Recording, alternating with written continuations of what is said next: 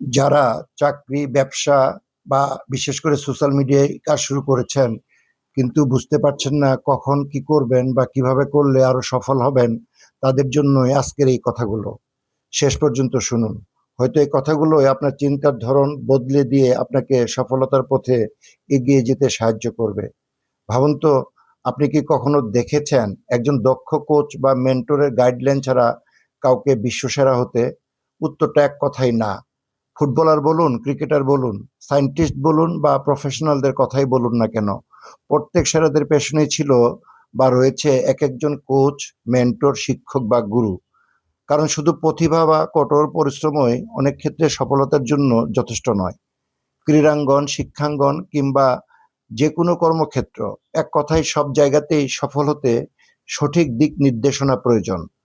আপনি হাজারটা বই পড়তে পারেন, শত শত লেকচার শুনতে পারেন, গুগল, ইউটিউব বা সোশ্যাল মিডিয়া থেকে অনেক কিছু শিখতে পারেন, কিন্তু বাস্তবে অধিকাংশ সফল মানুষের পেছনে রয়েছে এক একজন মেন্টর, গুরু বা পথ প্রদর্শক।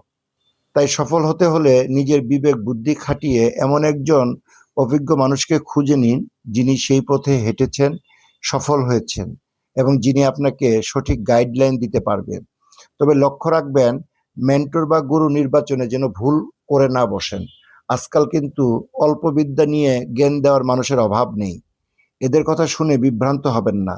আপনার লক্ষ্য অনুযায়ী একজন যোগ্য মেন্টর বা গুরু বেছে নিন এবং তার গাইডলাইন মেনে ধৈর্য ধরে এগিয়ে যান।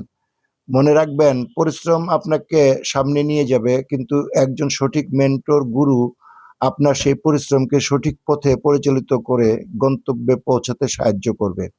আল্লাহ আমাদের সঠিক মানুষের সান্নিধ্যে আসার তৌফিক দান করুন, উত্তম দিক নির্দেশনা গ্রহণের তৌফিক দিন এবং আমাদের প্রতিটি সৎ প্রচেষ্টায় বরকত দান করুন। আবার দেখা হবে নতুন একটি শিক্ষণীয় কথায়। সকলকে ধন্যবাদ। পোস্টটি ভালো লাগলে কমেন্ট, শেয়ার করতে ভুলবেন না।